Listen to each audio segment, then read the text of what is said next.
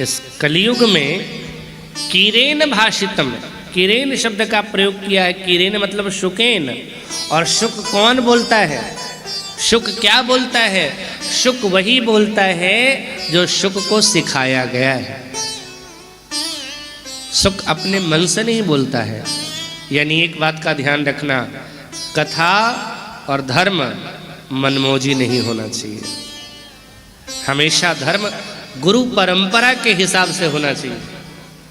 इस बात को अच्छी तरह से गांठ बांध लेना। कभी कभी क्या होता है कि अधर्म धर्म का वेश धारण करके आता है और हमें अपने धर्म से च्युत करने का प्रयास करता है। तो हमें उस समय क्या करना चाहिए? वेद में जो शास्त्र में शब्द कहे गए उस पर ध्यान देना चाहिए। वेद प्रणिहितो धर्म यधर्मस्तद विपरेयः। वेद प्रतिपादित मार्ग पर चलना धर्म है, वेद के विपरीत चलना, वेद में जो निषिद्ध है उसको करना, यही अधर्म है। अगर हम कोई पूजा कर रहे हैं, किसी प्रकार की उपासना कर रहे हैं, किसी प्रकार की पूजा पद्धति अपना रहे हैं, लेकिन हमारे वेद में भगवान ने उसे निषिद्ध कर रखा है, तो वो पूजा भी पूजा नहीं, अधर्म है। वो धर्म भी अधर्म है। इसलिए मैं कहता रहता हूं, आप उसी स्वरूप की उपासना करो। भगवान के सारे स्वरूप हैं साहब, लेकिन आप उसी स्वरूप की उपासना करो जो आपकी गुरु परंपरा से कही गई है। उन्हीं ग्रंथों को पढ़ना चाहिए जो हमारे आचार्यों ने बताया है। पढ़ने के लिए तो बहुत कुछ है, बहुत सारे शास्त्र हैं, लेकिन हमको पढ़ करके क्या करना है? हमें वो करना है जो हमारे आचार्य परंपरा में है। अब बताओ आप मुझे, आपका जन्म सनातनी के घर में हुआ है, आप हिंदू हो और इस्लाम या क्रिश्चियन या किसी और पंथ के हिसाब से पूजा आप करो, तो क्या ये उचित होगा? आप बता दो। पूजा पद्धति आपकी वही होनी चाहिए जो आपके परिवार के द्वारा कही गई है। तो धर्म सदैव अपने गुरु परंपरा के अनुसार करना चाहिए। अपने घरों में फोटो भी आप वही लगाओ जिससे आपके सिद्धांत और आपकी उपासना को पुष्टि मिल रही हो, बल मिल रहा हो। मैं एक जगह गया, शिव जी की तस्वीर लगी हुई थी, मुझे आश्चर्य हुआ। उस तस्वीर को देख करके, आप लोगों भी ने देखा होगा, सिर गायब है, सिर्फ हाथ दिख रहा है। और उसी के साथ में एक और तस्वीर मुझे मिला, उसी के घर में शिव जी एक शिला पर बैठे हुए हैं, थोड़े झुके हुए हैं और उनके हाथ में चिलम है, गांजा पी रहे हैं। इन गंजेड़ियों ने शिव जी को भी गंजेड़ी बना के रख दिया। गांजा पीने वाले पता नहीं क्या क्या कर देंगे साहब, कुछ कहा नहीं जा सकता, बुरा मत मानना। लेकिन कहां लिखा है मुझे यह बता दो कि शिव जी गांजा पीते थे? कोई ऐसा सूत्र, कोई ऐसी पंक्ति, कहीं कोई ऐसा मंत्र बता दो। साहब, पार्वती जी सबसे बढ़िया अपने पति को कौन जानता है? पुरुष को सबसे बढ़िया कौन जानता है? उसकी पत्नी। पत्नी सब जानती है कहाँ इसकी ताकत है, कहाँ कमजोरी है, कहाँ अच्छाई है, कहाँ बुराई है। कभी पार्वती जी से सुना है कि आप भांग खाते हो? कभी सुना है पार्वती जी से कि आप गांजा पीते हो? क्या कहते हैं? पार्वती जी ने कहा है भगवान शिव से, सरकार आप दिन भर क्या करते हैं? कि तुम पुनि राम राम दीन राती, तुम पुनि राम राम दीन राती।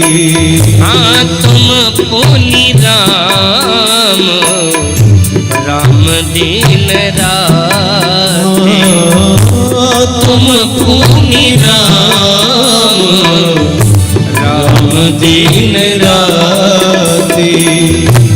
तुम पुनि राम राम दीन राती, तुम पुनि राम राम दीन राती। सादर जपहु अनंग आराती, सादर जपहु अनंग आराती। सादर जपहूँ अनंग आरती, सादर जपहूँ अनंग आरती। पार्वती मैया ये कहती है शिव से कि आप दिन रात क्या करते हैं? तुम पुनि राम राम दिन रात एक ही काम है, भगवान का नाम आप गान करते रहते हैं। अब पता नहीं कहाँ से धूमकेतु पैदा हो गए हैं जो कहते हैं हमसे भंगिया ना पिसाई गणेश के। कूट कूट के पिटाई करे के चाहिए ऐसे लोग मुकदर से। मैं पुनः निवेदन करूं, धर्म मनमौजी नहीं होना चाहिए। धर्म बाजार की चीज नहीं है, धर्म मनोरंजन के लिए नहीं है, हाँ? धर्म आत्मकल्याण के लिए। इसलिए कभी ऐसे ग्रंथों को भी नहीं पढ़ना चाहिए जो हमारे सिद्धांत और उपासना के विपरीत हो। जो हमारी गुरु परंपरा है वही करना चाहिए। धर्म को बताया किसने साहब? हमारे गुरु ने बताया ना, उससे अलग नहीं करना है। कहते हैं श्री सूत जी महाराज कि कीरेन भाषितम, कीरेन का मतलब शुकेन भाषितम। और पुनः मैं निवेदन करूं, शुक वही बोलता है जो उसे सिखाया जाता है। सुखदेव जी ने वह कथा सुनाई है जो उनको पिताजी ने सिखाई। और पिताजी ने कहाँ से यह कथा सुनी? नारद जी ने सुनाई है। नारद जी ने यह कथा कहाँ से सुनी? ब्रह्मा जी ने सुनाई है। ब्रह्मा जी ने कहाँ से सुनी यह कथा? साक्षात भगवान नारायण ने सुनाई है साहब। यह तो परंपरा से चली आ रही है, ये नहीं कि अपने मन में मुखी से बात कर लिया। नहीं, आजकल तो कुकुरमुत्ते उतना पैदा नहीं होते हैं जितना धर्म पैदा हो रहा है। निवेदन करूंगा, मत पड़ना चक्कर में।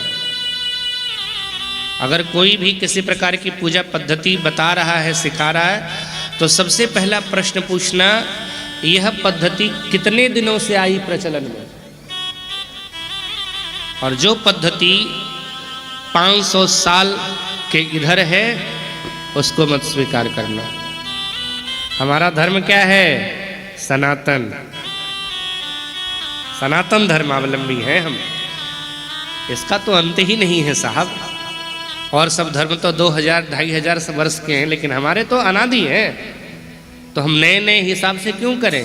कोई भी आपके सामने पूजा पद्धति सिखाने आ रहा हो कि ऐसे करना चाहिए, पूछना किस शास्त्र में है, किस पुराण में है, वेद के किस अनुच्छेद में है और किस जगह पे है, ये किस वेद में है। इस पूजा पद्धति को हमें बता दो, फिर हम करेंगे।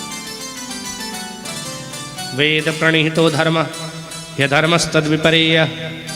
वेद प्रतिपादित मार्ग पर चलना धर्म है और वेद के विपरीत चलना अधर्म है।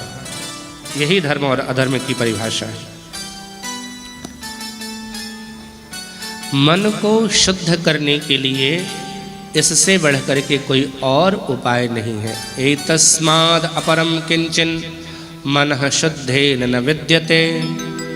लेकिन वो भागवत कब प्राप्त होती है? सूत जी महाराज यह भी कहते हैं, जन्मांतरे भवेत पुण्यम तदा भागवतम लभेत। इस भागवत की प्राप्ति भी तब होती है जब जन्म जन्मांतर का पुण्य एकत्र होता है। ध्यान देना, जीवन में आना और जीवन में पाना अंतर है दोनों में। राम ने सीता को पाया और रावण ने सीता को लाया। परिणाम दोनों के सामने है। सीता रावण के पास भी गई, रावण के जीवन में भी गई, और सीता राम के जीवन में भी गई। रावण का क्या हुआ, राम का क्या हुआ? ऐसे ही हम आकर के सिर्फ कथा में बैठ गए मनोरंजन के लिए साहब, तो उससे हमारा कल्याण नहीं होगा। मैंने पहले भी कहा है कि इसी कथा में देखो, इन लाइटों के आगे बहुत सारे मच्छर भी उड़ रहे हैं। मच्छर नहीं बनना है, क्या बनना है? श्रोता बनना है। अब मैं कुछ भी बोल रहा हूँ, इनको क्या असर पड़ रहा है? अब जैसे यहाँ मैं कुछ बोल रहा हूँ, वो देखो वो 4 लोगों के ऊपर क्या असर पड़ रहा है।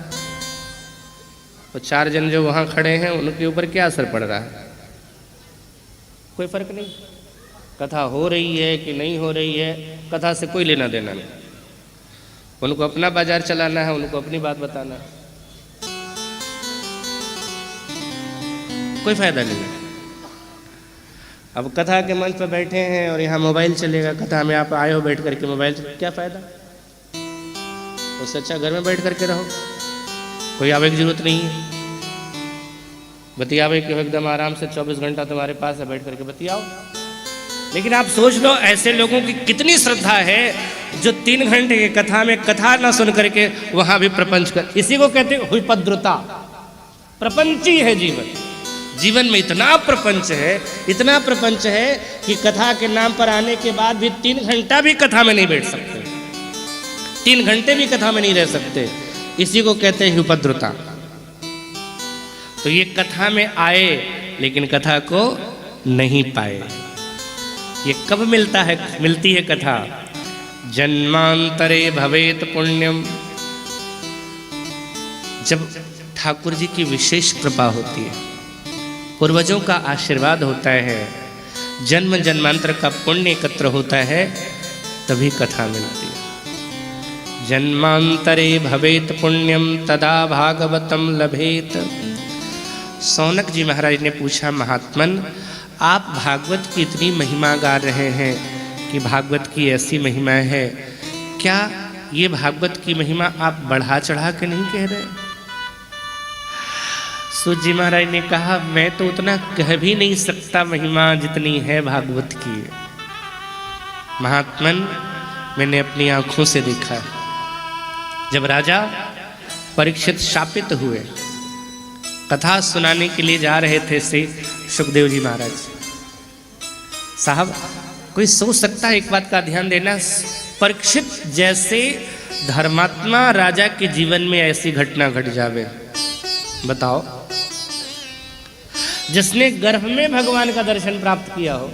साहब बालक पैदा होता है, भजन करता है। ध्रुव ने तो भजन किया तब भगवान मिले, लेकिन इस परीक्षित को देखो, गर्भ में थे भगवान मिल गए। भगवान ने जैसे गोद में लिया हो, खिलाया हो। एक बार कथा ऐसी आती है कि रो रहे थे सुखदेव परीक्षित जी महाराज, चुप कराने से भी चुप नहीं हो रहे थे, तो भगवान ने अपनी उंगली इनके मुंह में डाल दी थी, तो उंगली चूस करके ये शांत हुए थे। तो भगवान ने जिन्हें अपनी उंगली पिलाई हो, भगवान ने जिसने इतना प्यार दिया हो, 40 साल की अवस्था में उसको श्राप लगा, 7वें दिन मरेगा। ये शिक्षा है। यह मत सोचना साहब कि धर्म के पथ पर चलने वाले व्यक्ति के जीवन में परेशानियां नहीं आएंगी, आएंगी, खूब आएंगी। अरे उसकी लीला है, हमें क्या करना है? हम तो रंगमंच के पात्र हैं, जो दे दिया हमें उसमें अभिनय करना है बस। हमें बना दिया राजा, बन गए राजा। हमें रंक बना दिया, हम बन गए रंक। अभिनय करना है साहब, बाकी एक दिन तो इस रंगमंच से उतर करके नीचे जाना ही जाना है।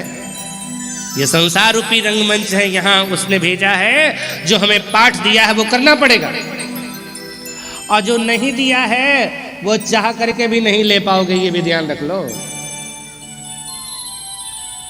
जो